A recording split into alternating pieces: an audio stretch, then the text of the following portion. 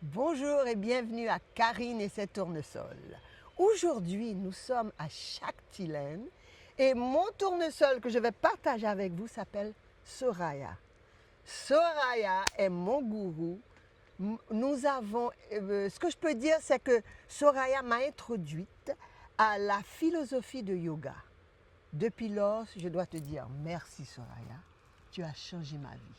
Comment vas-tu Bonjour Soraya? Karine, merci également parce que tu as aussi contribué à ma vie. Merci. Ça va, merci. Oh, je vois que tu es bien. Donc dis-moi, qu'est-ce que c'est Shakti? Shakti, c'est l'énergie féminine. J'ai nommé cette propriété Shaktiland parce que au moment de, je peux dire, vers la même période Quand tu as fermé l'école. quand j'ai fermé l'école et quand j'ai aussi, j'étais en train de, Tu étais en processus. oui, de transformation. Et Shakti, c'est l'énergie féminine de transformation. Donc, après avoir fait l'acquisition de cette propriété, je suis venue ici et je me suis dit que c'était une réflexion de ma vie. Donc, il fallait en même temps changer la propriété qui était vraiment en mauvais état. Donc, j'ai dû réhabiliter avec beaucoup d'arbres, beaucoup de plantes. J'aime beaucoup la nature, j'aime beaucoup les plantes. Donc, j'ai créé aussi beaucoup de jardins. Donc, il y a le jardin des fleurs, le jardin, ce qu'on appelle en anglais un rain garden. Et j'ai les herbes. Oh, tu as tes herbes? J'ai mes herbes et tout ça. Donc, voilà. Tu es bien? Oui, je suis bien. Je suis contente dans ma Ça, peau. bien. Je suis contente dans cette période de ma vie. C'est bien. Soraya, je sais que nous avons commencé avec le yoga, ça fait plus de 15 ans. Et tu m'as toujours dit, le yoga, c'est pas comme on pense un exercice. Le yoga, c'est une façon de vivre. C'est correct. C'est une philosophie. Parle-nous un peu. Parce que c'est pas tout le monde. Il y a beaucoup de gens qui ont peur du yoga. Oui, c'est ça. Beaucoup de gens ont peur du yoga parce qu'ils croient comprendre que c'est une religion.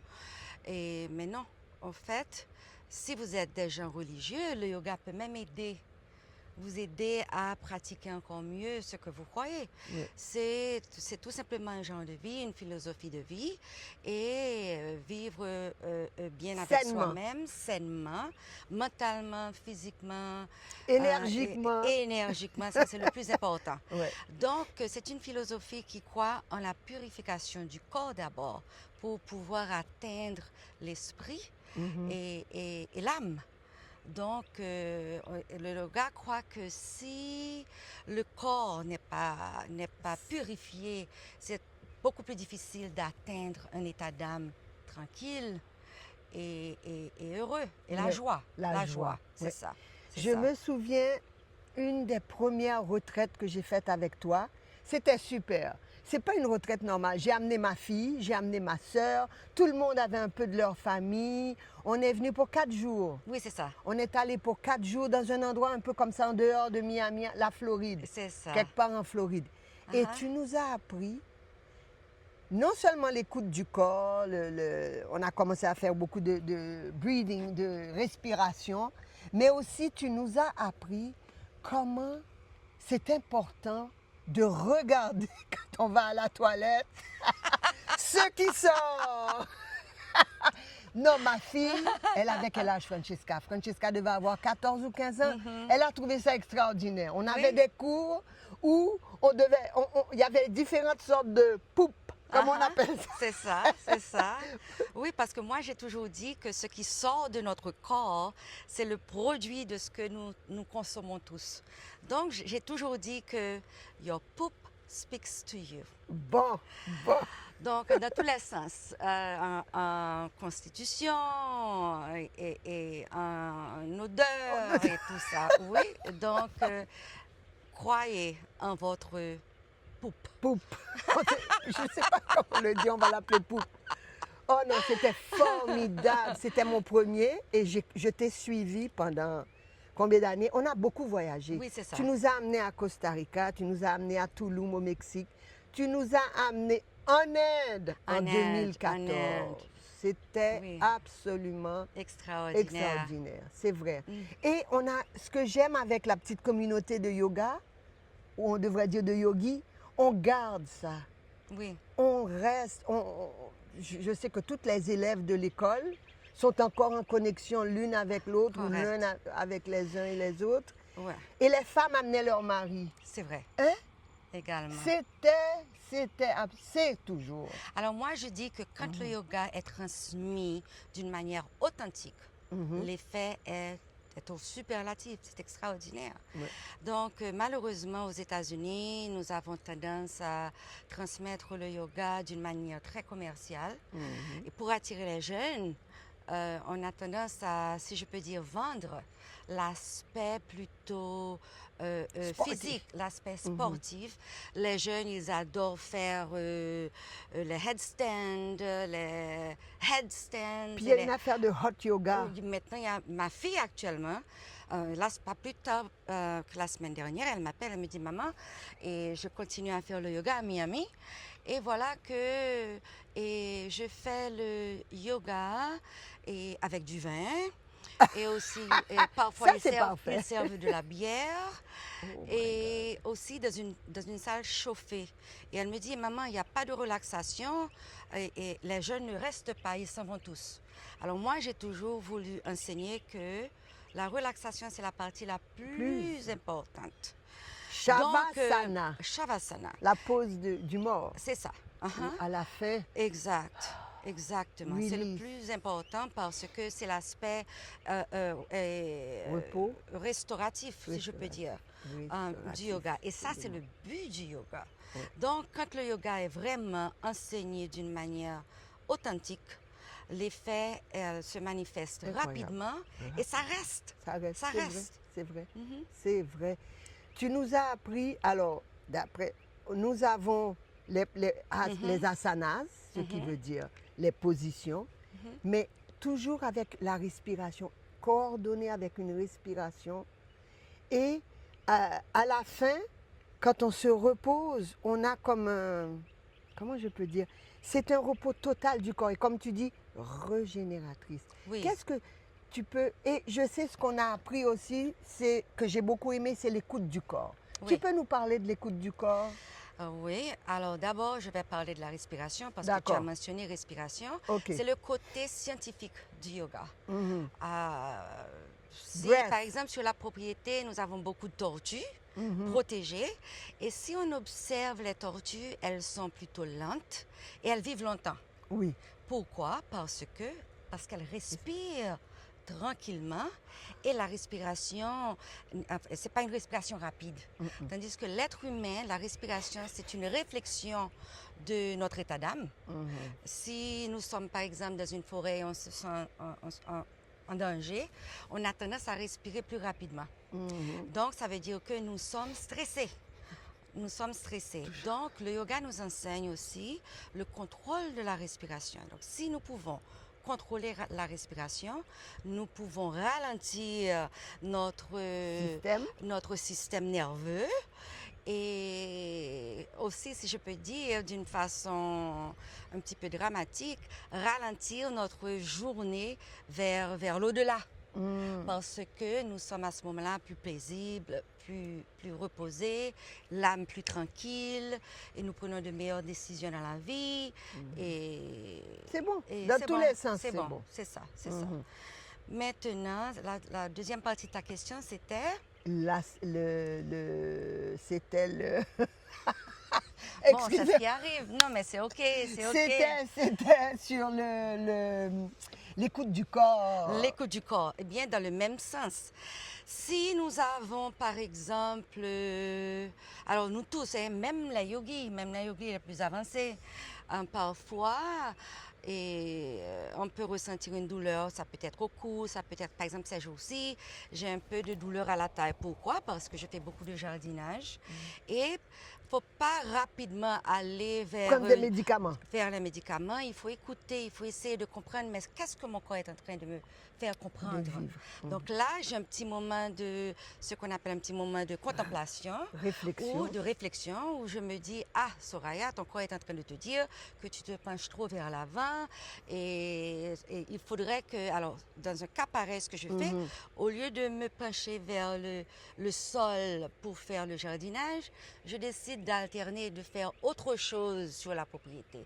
Au lieu de me pencher vers l'avant, je déciderai de faire quelque chose qui demande à ce que je fasse des mouvements contraires.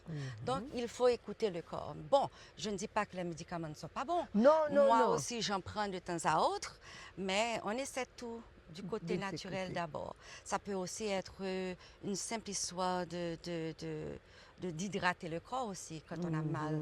Ou de boire de l'eau. De boire de l'eau, en buvant de l'eau, etc. Si vous avez une petite migraine, je ne vous dis pas encore une fois, les médicaments ont leur place, mais essayez d'abord D'écouter son prendre corps. le temps d'écouter le corps.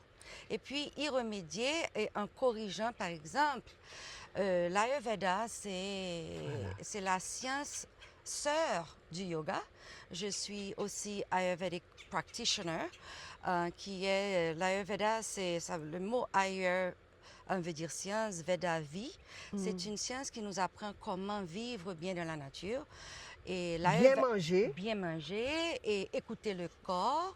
Et c'est pour ça que j'ai choisi de venir vivre dans un espace comme celui-là, parce que ça fait aussi partie de mon bien-être.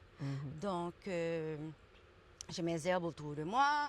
Et si par exemple, la déshydratation, ça veut dire le corps est sec. Donc, vata. Donc, dans un cas pareil, il faut apporter ce que nous appelons, enfin, l'eau, ça vient de Essentiel. Mother Earth. Donc, réhydrater. Donc, si mon corps est sec, il faut que j'amène un peu de terre, un peu d'eau dans tout ce que je mange, dans tout ce que je fais. OK, aller par exemple à Salt Springs, nous sommes entourés ici de sources médicinales. Et donc c'est pour ça, c'est ce qui m'a amené là. Donc là, j'ai aussi créé un petit lieu de retraite pour les amis, la famille. C'est super. Et- Je peux vous dire, oui. c'est super. Pour Mais se réhabiliter. parle-nous de l'importance de la nutrition. Bon, Ayurvedic Nutrition. OK, donc ça, c'est ma spécialité. Nous croyons en Ayurveda et c'est une science vraiment simple. Et, comme on dit en anglais, it makes sense. Donc, Ça a beaucoup de bon sens. Oui, il y a beaucoup de bon sens. Nous sommes entourés, nous faisons partie de ce qu'on appelle un macrocosme. Nous sommes un être vivant dans un grand univers. Et nous sommes tous composés des mêmes substances. Et nous avons la Terre, nous savons tous qu'il y a plusieurs types de vie. Il y a la vie minérale, il y a la vie des plantes, et ensuite la vie animale. Nous autres, les êtres humains, nous sommes au haut de toutes ces vies-là. Donc, tout à la base, nous avons toutes je peux dire, ces éléments, nous les avons tous en nous. C'est ça. OK? Donc, Il faut comment balancer la nature? C'est comme la plante. Et quand on l'observe, par exemple, je regarde là, j'ai une plante, je peux voir que les feuilles retombent un peu. Donc, ce que ça me dit, there is a little bit of vata in that plant. Il y a un petit peu trop d'air. Elle est en train de perdre de l'eau. Vata, elle c'est sèche. air. Vata, c'est air. Donc, ce qui veut dire que la plante a besoin d'oxygène, d'hydrogène, de nitrogène. Donc, elle a besoin d'aliments pour qu'elle reprenne ses forces et sa vie. Donc, l'être humain, nous avons tout ça aussi en nous. Il faut avoir une bonne balance. Il faut avoir une bonne balance. Alors, comment je peux dire que, par exemple, Karine a besoin de balancer certaines choses? Il y a des signes. Il y a des signes que je peux observer. chez elle. Par exemple, les cheveux avec les frisettes, c'est un genre, c'est un petit peu de Vata. Elle a beaucoup de Vata en elle. Les Vata, cheveux c'est-à-dire? grisonnants, c'est la chaleur, La Karine. Karine a une personnalité, je peux dire Vata, air, et aussi Pitta, où elle veut accomplir. Pita, c'est le feu. C'est le feu où elle veut accomplir. Elle est ce qu'on appelle. Elle est motivée. She's a driven soul. So that's Pitta. Maintenant, si je vois que Karine passe sa journée sur le divan, aujourd'hui, ça ne va pas. Elle a un petit peu trop d'air, pas d'air, excusez-moi, trop de terre en elle. Donc ça veut dire kapha. Donc, en Ayurveda, il faut essayer de balancer tout ça. Donc, si moi, qui connais bien Karine, s'il y a un excès de kapha en elle, je lui dirais, Karine, maintenant c'est le moment de marcher, de créer un peu d'activité. Ou encore, allons-y, nous sortons, nous allons faire le jardin. Donc là, c'est d'augmenter en activité les mouvements. Donc c'est une façon aussi de corriger, si je peux dire, ou plutôt de balancer le vata. Je me souviens que tu me disais tout le temps l'eau, mais moi, beaucoup de produits laitiers. Je mange beaucoup de fromage et je bois du vin. Ouais. Bon, le fromage, il est gras, il est lourd.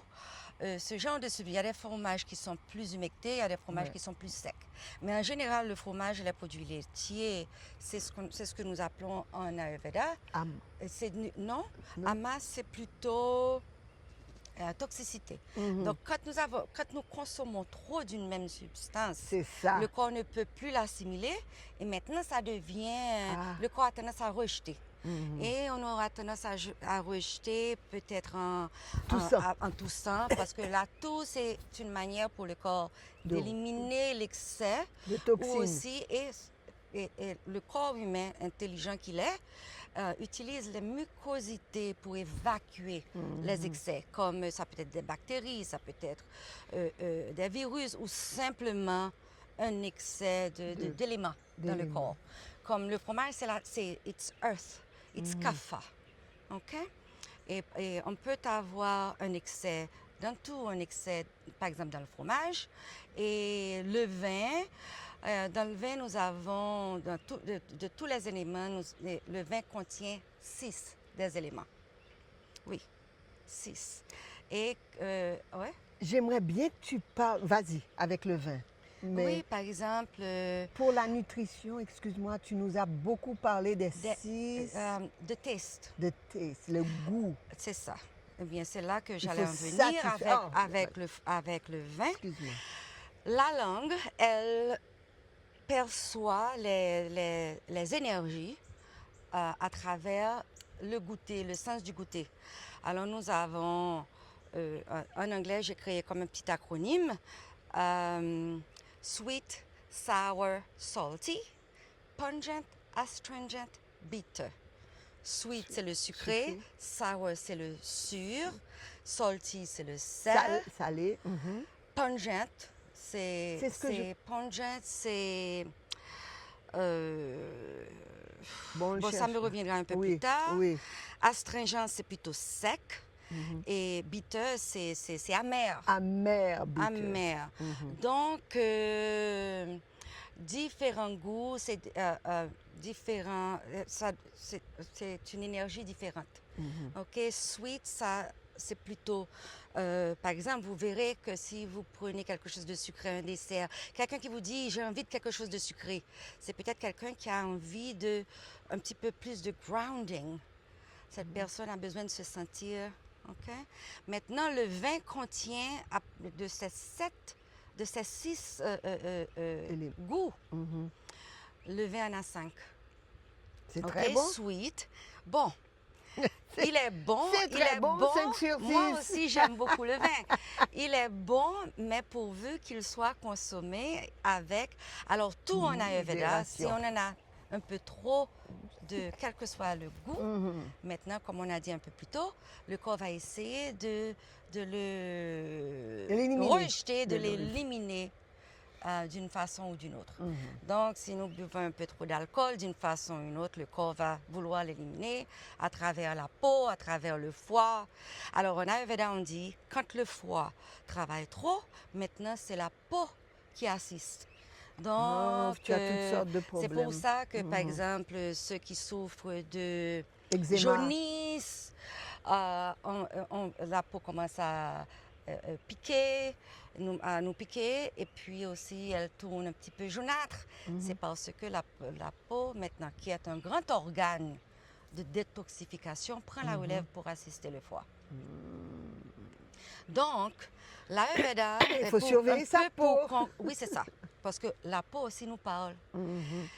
Et en Ayurveda, on dit qu'il faut, nous disons que la nourriture, enfin, la nutrition, food is our medicine, medicine is our food.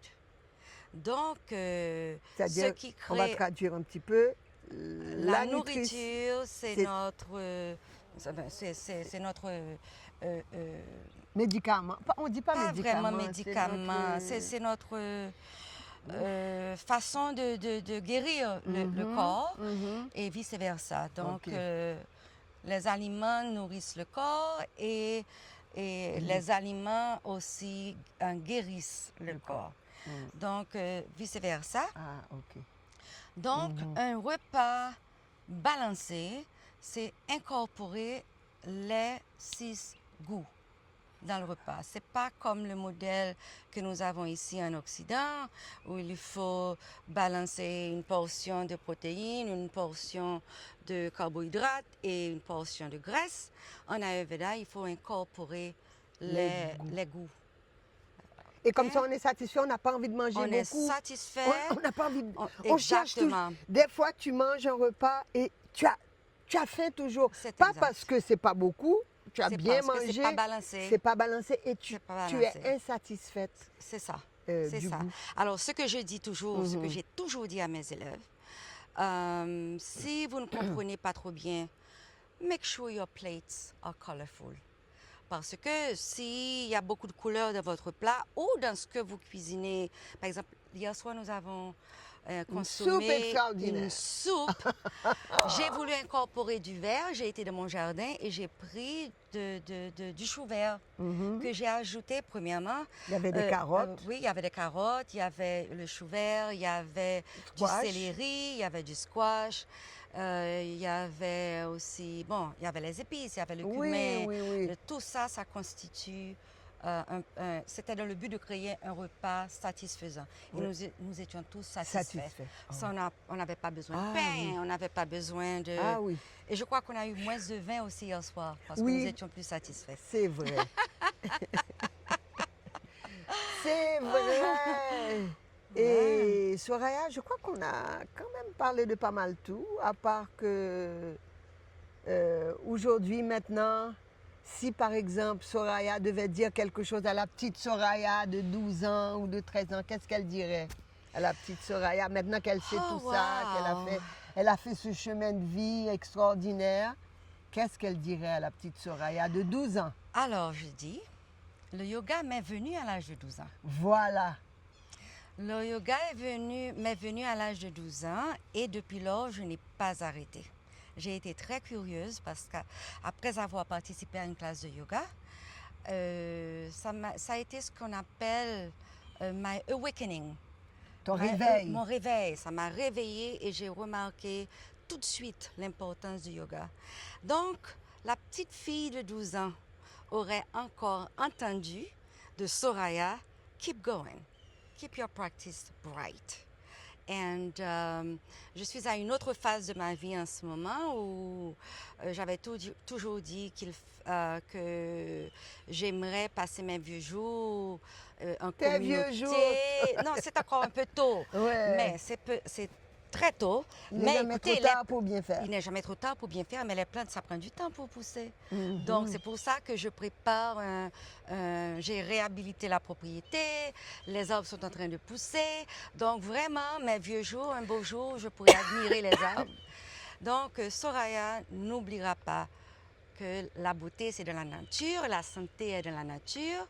Et la nature nous donne tout ce qu'il nous faut pour se nourrir, pour maintenir l'équilibre et le bien-être. Donc, c'est ce qu'elle continuera à entendre. Soraya, merci de faire Merci, partie de mes Karine. tournesols. Merci de partager cette science. Bon, c'est pas une science, mais de partager ton savoir. Merci encore et n'oubliez pas que on aura des renseignements si vous êtes intéressé ou quoi que ce soit à une petite retraite. En tout cas, il y aura les renseignements C'est ça. et les informations. On reviendra sur ça. C'est pas la dernière fois que j'aurai Soraya comme tournesol. On pourra la partager pour autre discussion. Merci, Je vous Karine. adore. Merci Soraya. Merci, Karine. Mouah. Mouah. Je suis collée ma poche. À bientôt. À très bientôt tout le monde. Salut.